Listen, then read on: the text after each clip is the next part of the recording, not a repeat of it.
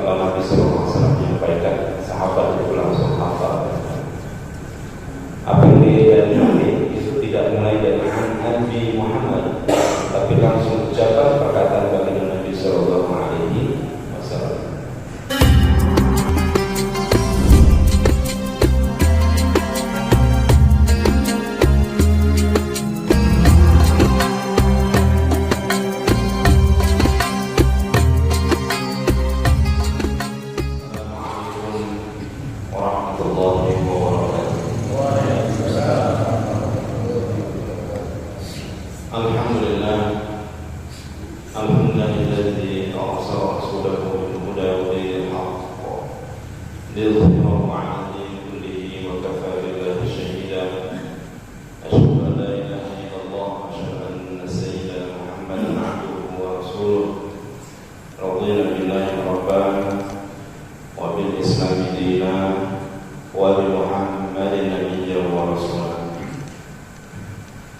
Hadirin dan hadirat, Bapak Ibu yang dirahmati Allah sekalian, sidang ta'lim ahad subuh yang dimuliakan oleh Allah Subhanahu wa taala. Bersyukur kita kepada Allah Subhanahu wa taala dengan lisan kita, dengan hati kita, dengan apa yang Allah Subhanahu wa taala berikan kepada kita. Allah bangunkan kita setelah Allah memberikan sementara dan kita membaca alhamdulillahilladzi ahyana ba'da ma amatna wa ilaihi nusyur. Dan mudah-mudahan keimanan yang kuat dan kokoh tetap melekat kuat di dalam diri insan kita, dan kemudian kita juga di dalam aktivitas dan kekuatan kita, ketundukan kita, keimanan kita, ketakwaan kita kepada Allah Subhanahu wa taala. Salawat dan salam kepada baginda Nabi Muhammad sallallahu alaihi wasallam. Allahumma shalli ala sayyidina. Semoga kita mendapatkan syafaat dari Nabi sallallahu alaihi wasallam di yaumil mahsyar. Amin.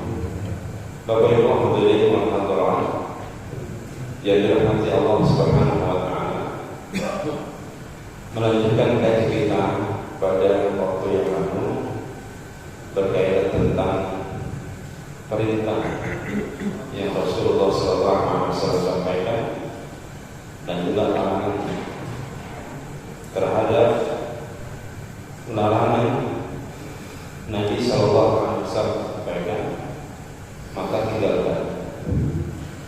Dan kemudian larangan berkaitan dengan perintah Nabi SAW, maka kerjakanlah semampu kita. Begitu adanya dalam Islam, sehingga kemudian muncul sifat semangat kepada Islam itu adalah diantaranya untuk menyelesaikan problem kehidupan kita, tidak untuk memberikan dan juga tidak untuk memberatkan kepada kita hamba Allah Subhanahu wa taala. Maka pada kesempatan ini kita beralih kepada hadis yang lain dari hadis 40 Imam An-Nawawi rahimahullah dalam kitabnya Al-Ahadits Al-Arba'in Imam An-Nawawi rahimahullah, 40 hadis Imam An-Nawawi. Hadis yang ke-11, An Abi Muhammad Al-Hasan ibn Ali ibn Abi Thalib sidqi Rasulullah sallallahu alaihi wasallam wa raihanatihi radhiyallahu anhu قال حفظت من رسول الله صلى الله عليه وسلم دع ما يريبك إلى ما لا يريبك. رواه الترمذي والنسائي وقال الترمذي حديث حسن صحيح. Kalau Nabi SAW menyampaikan, sahabat itu langsung hafal. Apa yang dari Nabi itu tidak mulai dari Nabi Muhammad, tapi langsung ucapan perkataan baginda Nabi sallallahu alaihi wasallam. Ada yang menyaksikan ini kemudian menyampaikan hadis ini, menyebarkan kepada orang-orang yang tidak hadir dalam majlis Nabi sallallahu alaihi wasallam. Ada yang tinggal misalnya Nabi sallallahu alaihi wasallam di Madinah,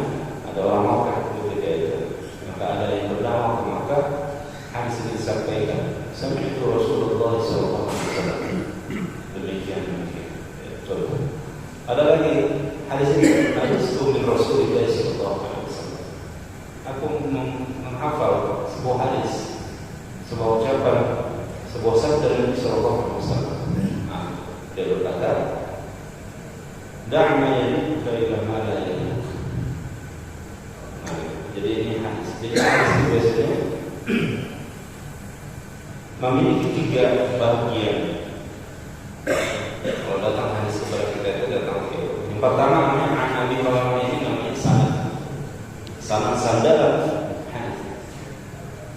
Sanad ini dari mana hadis itu berasal, dari mana disandarkan hadis. Oh, kata Pak ini begini, kata Pak Kevin begini. Kita sampaikan ucapan Pak Kevin kepada orang yang mungkin belum jumpa, bisa. Kemudian orang yang kita sampaikan, orang pertama kita sampaikan menyampaikan kepada orang yang kita, terus begitu. Maka kemudian ya bersama nadanya mendengar hadis, karena tersampaikan hadis itu kepada orang yang baik, sampai terus generasi. Oh ya, dulu pernah, masih berikutnya. Oh dulu pernah katanya seperti itu. Atau juga pada guru kita, saya ngaji, guru saya itu menyampaikan begini, menjelaskan tentang ayat Al-Quran berkaitan dengan ini. Nah kemudian kita menyebarkan kepada yang lain. Loh, kata Ustaz itu dulu begitu. Yang menyampaikan, yang disampaikan juga kemudian menyampaikan lagi kepada yang lain. Terus begitu. Inilah sandaran sampai generasi sampai hadis itu kepada kita. Kenapa kita beramal seperti itu? Karena kita mendengar hadis dari bulan ke bulan. Itulah disandarkan, namanya sanad hadis. Jadi Nabi Muhammad bin Hasan bin Ali bin Abi. Tapi kalau misalnya di dalam kitab hadis itu lebih perhatikan lebih banyak. Amin lengkap sanadnya. Masya Allah. Ada yang hafal kan? Ketika Imam Syafi'i belajar kepada Imam Malik, mencuri-curi. Jadi Imam Syafi'i itu bisa jadi mungkin usianya lebih muda, kemudian tidak berada dalam majlis mati Imam Malik. Dicatat kepada saya dulu mengisahkan Imam Syafi'i. Apa yang ada? Benda yang batu. Lalu ada batu tulis. Ini dia hafal. Itu luar biasa Imam Syafi'i. Ya, satu ketika Imam Syafi'i itu berjalan melewati pasar. Ketika Imam Syafi'i melewati pasar, ada yang melihat Imam Syafi'i mengubah telinganya.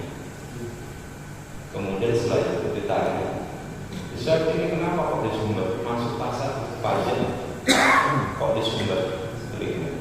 Apa jawabannya?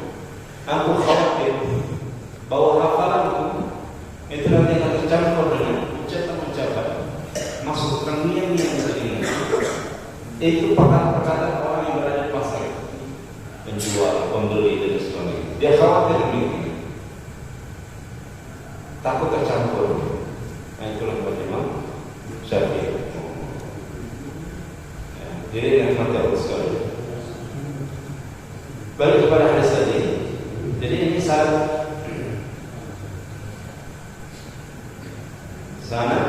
ya, yang kemudian Imam Syafi'i belajar kepada Imam Malik, dia sandarkan kepada Imam Malik. Dia mengambil apa yang diajarkan oleh Imam Malik dan menghafal kitab Muwatta.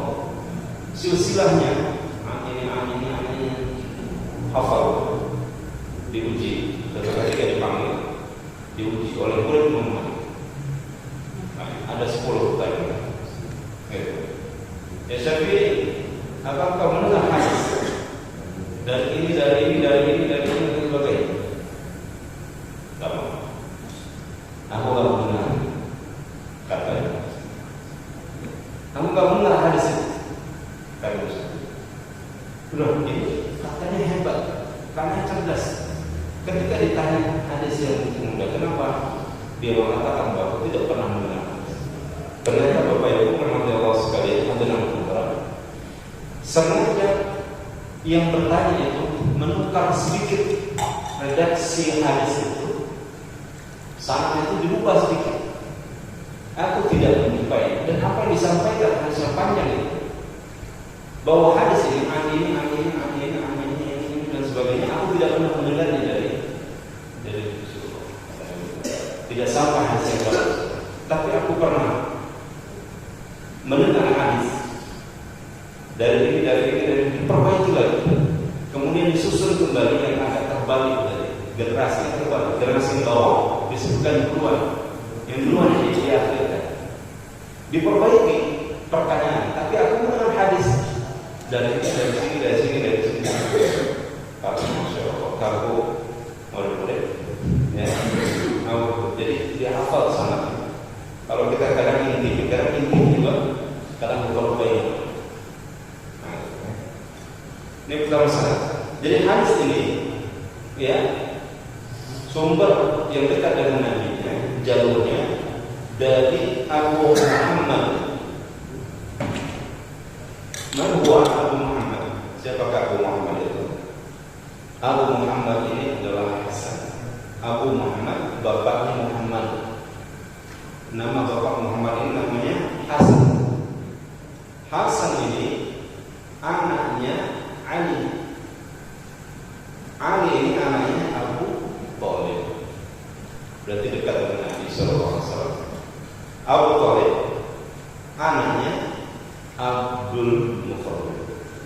Abdul Muthalib adalah kakek dari Nabi Muhammad SAW. Abu Thalib adalah paman. Dan Ali adalah anak dari pamannya, berarti sepupu Nabi Ali radhiyallahu anhu.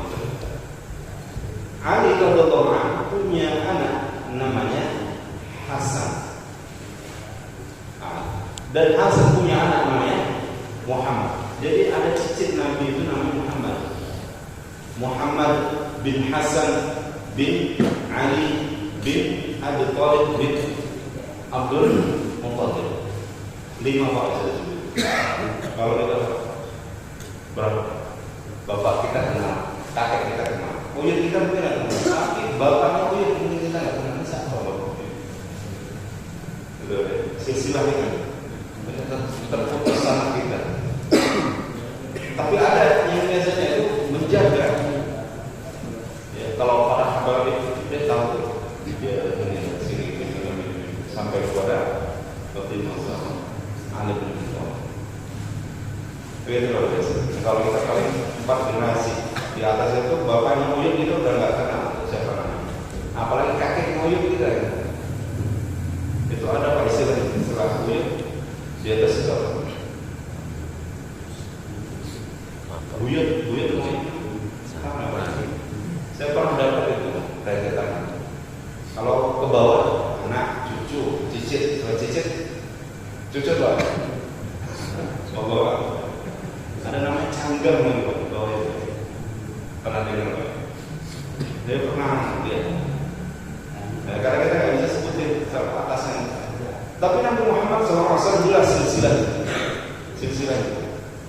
Dia Muhammad bin Abdullah bin Abdul Muthalib bin Abdul Manaf bin terus itu.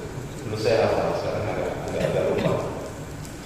Sampai ketemulah nasabnya Nabi SAW kepada Nabi Ismail alaihissalam. Terus nasab sampai kepada Nabi. Jadi misalnya di masing-masing itu karena saya nampak ada silsilah Nabi. Nah, itu turunan ini sampai kepada Nabi ada bangsa. Dalam hadis itu diambil perkataan itu dari fulan.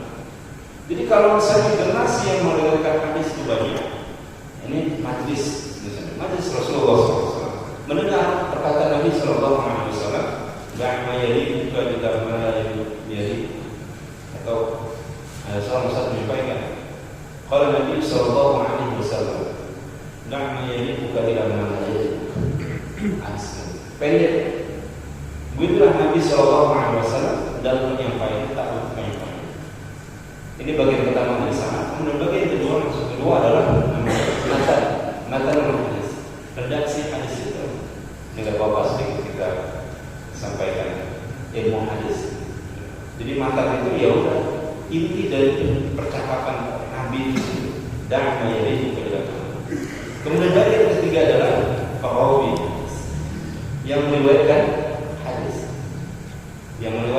memerintahkan yang menyebarkan. Oh, ini Nabi pernah mengatakan, saya ambil hadis ini, saya cek dari sini. Perawi yang terkenal adalah Imam Al-Bukhari, Imam Muslim, Imam At-Tirmidzi, Imam An-Nasai. Ini yang menyebarkan. Dia cari hadis itu. Saya kok jumpa hadis ini dari mana? Dia berjalan misalnya ke satu daerah. Kenal nggak ini hadis ini? Ada yang pernah mendengar nggak? Oh iya, saya pernah mendengar hadis ini. Jangan lagi dia ke negeri mana? Ke negeri yang lain. Misalnya kalau dari sini berangkat kita ke mana itu tetap saya. Dengar nggak?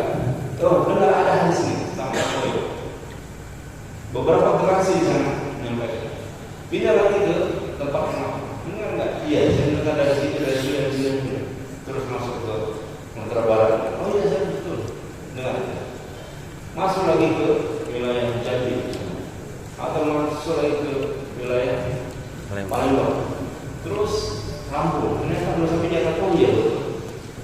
Begitulah sangat. Kalau terbukti, maka hadis ini ya tidak sampai kepada Nabi SAW. Itulah yang kemudian ada hadis sahih, ada hadis hasan, ya kemudian ada hadis dhaif. Kenapa? Karena bisa jadi sanadnya tidak putus, kemudian ada yang merawikan atau yang menyandarkan. Yang hadis urusan itu ada rijal hadisnya, yang mengambil hadis itu, yang mengenal hadis itu ada yang mungkin agak sedikit lupa. Demikian. Begitu luar biasa selektifnya untuk menjaga perkataan yang dari dulu 1433 tahun Hijriah itu sampai kepada kita dan terjadi. Insyaallah. Bapak Ibu dimati Allah sekalian, kita masuk pada hadis ini. Apa yang disampaikan Nabi ini adalah dak ma yanibuka, tinggalkan perkara yang meragukan. Jadi kita diperintahkan oleh Nabi perkara yang kita ragui, kita tinggalkan. Jadi biasanya kalau Nabi memperintahkan ini ada yang bersifat wajib. Kalau misalnya itu merupakan penjelasan daripada Al-Quran, tapi ada yang sunnah muakkadah atau ada anjuran yang sangat untuk dapat kita melaksanakan. Kita disuruh Nabi SAW meninggalkan perkara yang meragukan kita. Ila mala yaitu kepada sesuatu perkara yang tidak lagi kita ragu padanya, atau sesuatu yang kita yakin. Jadi artinya jangan ragu, kalau ragu tinggalkan. Ada yakin itu yang kita pakai. Ini banyak nanti bisa insyaallah. Ada kaitannya juga dengan hukum fikih dan juga sebenarnya inti hadis ini adalah menyuruh kita, anjuran kita untuk meninggalkan perkara yang syubhat. Dan ini sangat penting Bapak Ibu yang Allah sekalian. Meninggalkan syubhat dan komitmen terhadap yang halal dalam masalah apapun, baik di masalah ibadah, muamalah, munakahat, dan berbagai permasalahan lainnya, dapat mengarahkan seorang muslim kepada sikap wara yang sangat potensial untuk menangkal bisikan syaitan. Jadi perkara ini bisa dalam hal ibadah, muamalah, munakahat, dan permasalahan lain. Masalah ibadah apa yang mati Allah sekalian? Contoh, kita sudah berwudu, kita yakin kita sudah berwudu. Salat maghrib. Setelah salat maghrib kita rehat dulu saja. Ada zikir, ada baca Quran, ada mungkin bincang-bincang kecil dengan jamaah yang lain sampai masuk salat Isya. Kemudian kita ragu, ini kita sudah baca atau masih wudu? Yang ragu mana Pak? Yang ragu kita batal, ya kan Pak? Tapi yakinkah kita sudah berwudu tadi? Sudah kita yakin tahu. Yang kita ragu adalah kita batal wudu. Maka ketika itu apa yang kita lakukan? Maka ketika itu kita boleh terus melaksanakan sholat karena yakin kita. Kenapa? Karena kita sudah berwudu. Karena kita ragu batalnya.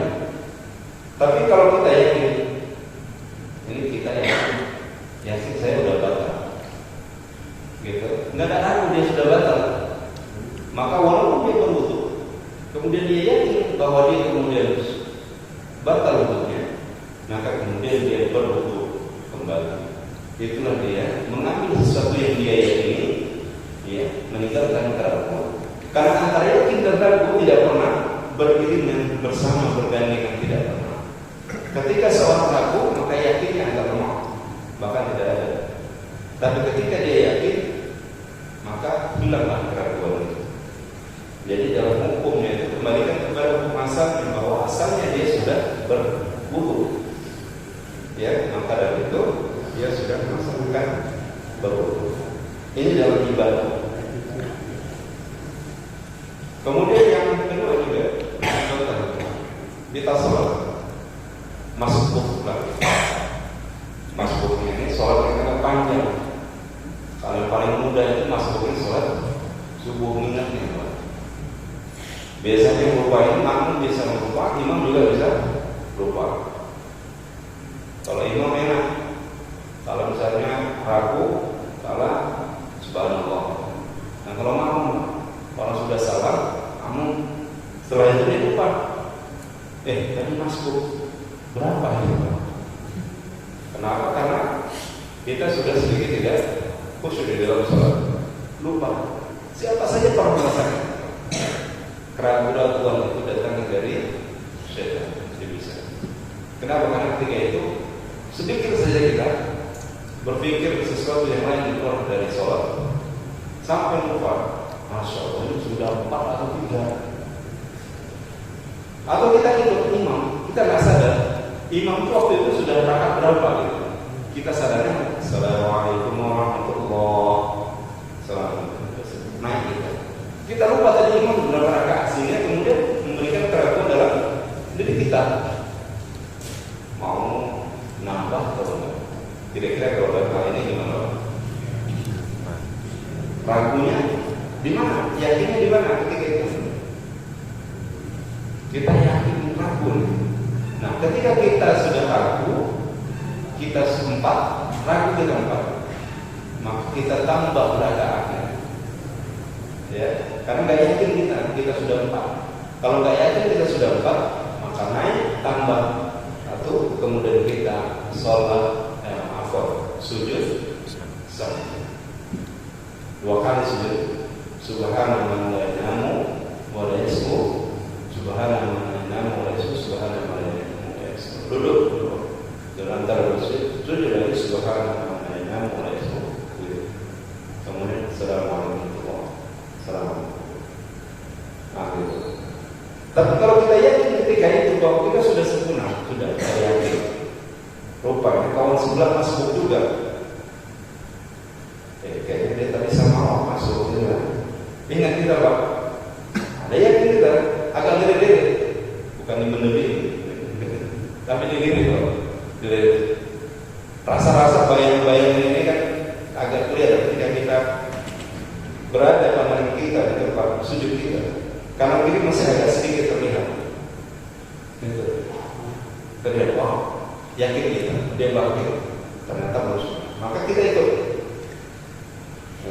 Bukan bermakmum kepada kita. Karena kita bermakmum kepada imam yang sudah selesai dari salam dengan jemaah yang lain. Karena kita masuk. Maka ketika itu kita jemaah, kemudian kita bangkit juga benar selesai. Apakah sujud sahwi ketika itu? Kalau misalnya ada dua, bisa sujud sahwi atau tidak. Ya. Tapi kalau kita sendiri, ya tadi udah keraguan yang luar biasa, nggak ada petunjuk kemudian, blank sama sekali nggak ada. Maka kita berijtihad sendiri ketika itu, ya kita melakukan sujud sahwi. Maka mempersiapkan diri sebelum sholat itu harus kita lakukan. Sholat itu Masya Allah. Kenapa? Karena ia besar waktu adzan itu saya terlalu berdiri dalam hadis. Selesai adzan datang lagi, datang bodoh, datang tempat wudhu, kita wudhu, gitu kan?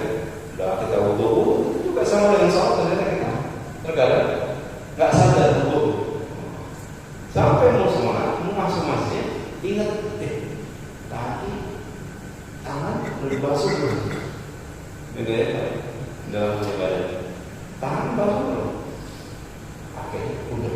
Nah, gitu. Kalau kita yakin kita sudah membasuhnya, maka sahur. Ini kan dalam keadaan terjepit dan sempit kita, dalam keadaan ragu. Di sini sampai.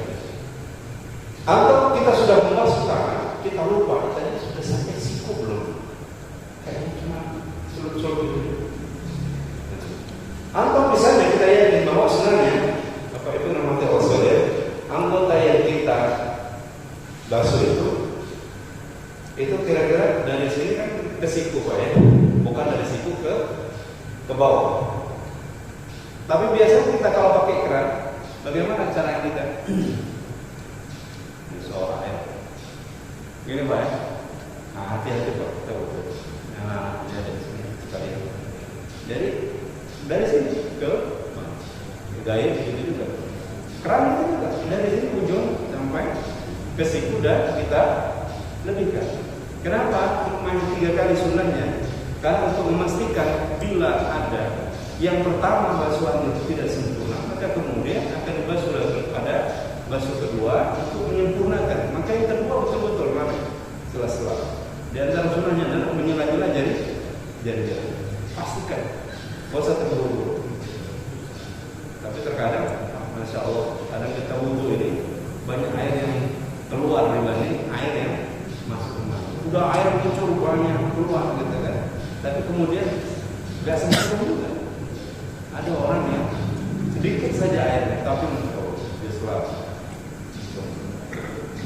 Sekarang lupa juga gitu. Satu kita matikan dulu, selesaikan dulu, buka lagi, ambil lagi air.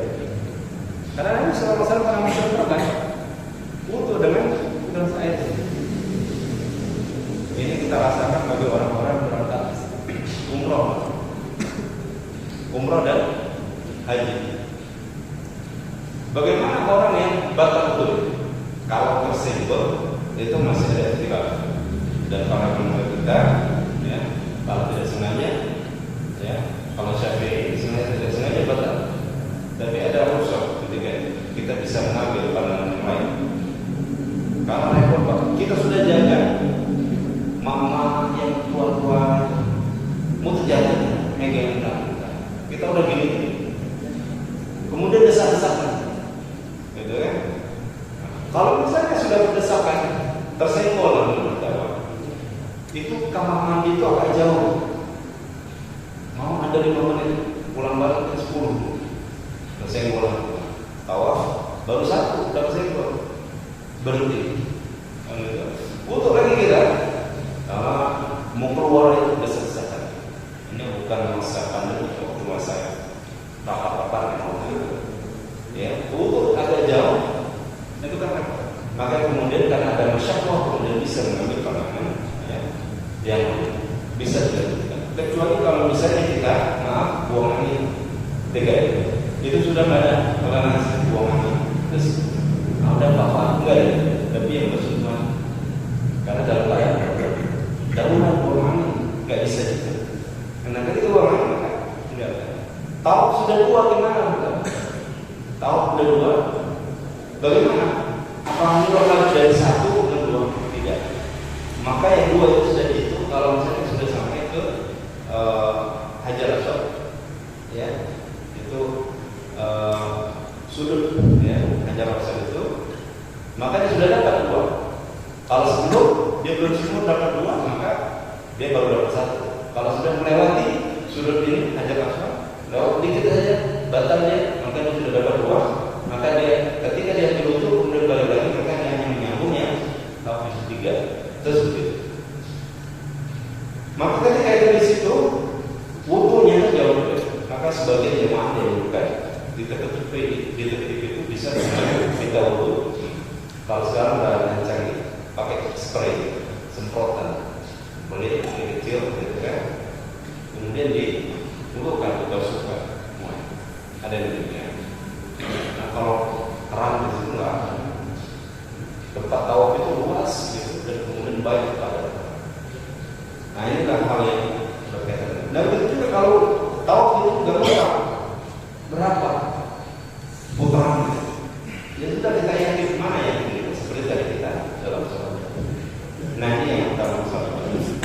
masalah muamalah. Begitu juga Bapak Ibu memang sekalian dalam bab muamalah, kira-kira ada orang meminjam uang, ya kan? Ini kalau dalam bab muamalah ini tantangan yang masyhur adalah kita lupa bayar atau belum. Kita lupa sudah bayar belum? Asalnya kita belum bayar. Kalau misalnya kita lupa membayar, kita sudah membayar, maka ketika itu kita membayar. Kalau kita bayar lupa pada jumlahnya, sudah dibayar, tapi ternyata jumlahnya kurang. Harusnya yang diganti itu yang bayar 200, tapi kita bayar 100. Buktinya nggak ada, dicatat tidak. Padahal orang bukan kita dicatat, lupa kita. Dua-dua lupa. Yang berhutang harus mencatat, yang menghutang juga harus mencatat itu. Dua-dua lupa. Bagaimana ketika itu? Maka hukum itu balik kepada asalnya bahwa dia belum membayar. Hukum asalnya menghutang, berhutang. Maka ketika itu dia bayar walaupun akan dia sudah bayar tapi kurang. Ya, kaidahnya demikian dalam hal muamalah. Gitu. Maka ini dalam perkara haram. Ya, hal yang syubhat ini kan kalau yang haram itu jelas, yang halal itu jelas. Ini kita lakukan. Syubhat itu keraguan. Ini halal enggak? Apalagi sekarang ini tidak ada lubang halal. Ragu kita Pak. Sedangkan sekarang kalau dibuat logo kadang kita jadi logo ya. Lakunya bukan halalan, tapi kan logo itu kadang kita tidak. Logo ini agak ganti. Dengan logo ini kan kita tidak yakin di awal. Bukannya orang Aceh buat logo sendiri. Ya, kalau kita orang Jawa menang, karena agak kayak wayang-wayang gitu, membunuh, menunjukkan pada satu tradisi tertentu. Yang lain itu, pada sebenarnya lambang itu sudah netral, semua suku bisa terima. Nah, kalau kita orang Jawa dan kita orang pasti nggak cocok juga. Intinya kita pada langgam laku Al-Quran yang pernah dibuat juga. Laku Al-Quran waktu peringatan di sana baca Al-Quran, kemudian baca langgam Jawa. Gitu ya, pernah dengar saya nggak paham juga. Langgam itu tersebut. Nanti kalau saya dari daerah lain-lain juga ingin melanggamkan daerahnya, itu kan nanti jadi semua berenang pada sebenarnya langgam itu adalah bagaimana orang-orang Arab itu membaca Al-Quran itu juga kita ambil. Nah, baik itu ketika kita ragu pada satu makanan, mana yang kita yang yakin kita nggak tahu ini siapa. Kalau tahu itu saya, kenapa tandanya? Atau barang atau sebagainya. Maka kita yakin bahwa itu dan ada menguatkan keyakinan kita itu, maka kemudian kita ambil yang yakin. Tapi kalau kita baik kita tinggal nggak tahu itu siapa. Air minum walaupun ada sekali pada hal dan kita nggak tahu ini, gitu. Dan sebagainya. Jadi ini dalam hal maka kemudian sikap yang terbaik kita adalah meninggalkan jika kita ragu itu punya siapa dan kita tidak jelas tuannya siapa, akan lebih baik kita tinggalkan perkara itu. Bapak Ibu yang nanti Allah sekalian, Abu Dzar Al-Ghifari pernah berkata, kesempurnaan ketakwaan adalah meninggalkan beberapa hal yang halal karena takut hal itu halal. Walaupun dalam perkara yang halal terlalu berlebihan, itu juga kemudian akan bisa ya menjurus kepada sesuatu yang halal. Ini lebih baik yang halal saja dia tidak berlebihan dalam hal dia jaga. Walaupun kadang subhat itu kan berada di pinggir antara halal dan halal. Sedikit saja dia akan masuk kepada perkara yang halal. Maka dari situ perkara yang baik dalam hal makanan atau muamalah, maka kita akan jarakkan diri kita kepada yang subhat, tinggalkan sehingga kemudian kita terselamatkan dari perkara yang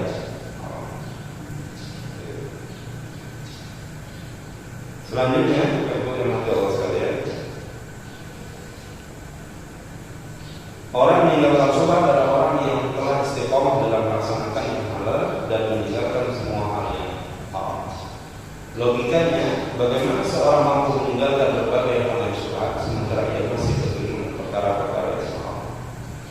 Jadi kalau misalnya orang sudah terbiasa mengarahkan syubhat, apalagi orang seperti ini harusnya membenahi dirinya dengan terdahulu meninggalkan berbagai hal yang haram. Barulah kemudian, jadi dalam hukum itu kan ada yang wajib, kemudian sunnah, kemudian ada mubah, kemudian di sini makruh, kemudian di bawahnya lagi adalah haram. Jadi syubhat ini antara dekat-dekat ke haram dan dekat-dekat ke haram. Jadi kalau ketika ditinggalkan maka selamat. Kalau sudah kita menjaga haram, kita agak sedikit naik sedikit dalam makruh. Naikkan sedikit lagi supaya kita betul-betul halal. Baik, berhenti Rasulullah tentang hal yang penting di dalam hadis tadi, ya, ya'ma yadibuka ila ma la yadibuka, ya, tinggalkanlah perkara yang melakukanmu dan kerjakan perkara yang tidak melakukanmu. Artinya yakinlah pada sesuatu yang kita lakukan, ya, sehingga menghilangkan keraguan dalam kita. Baik, sampai di sini. Amin. Bismillahirrahmanirrahim. Allahumma la ilaha illa anta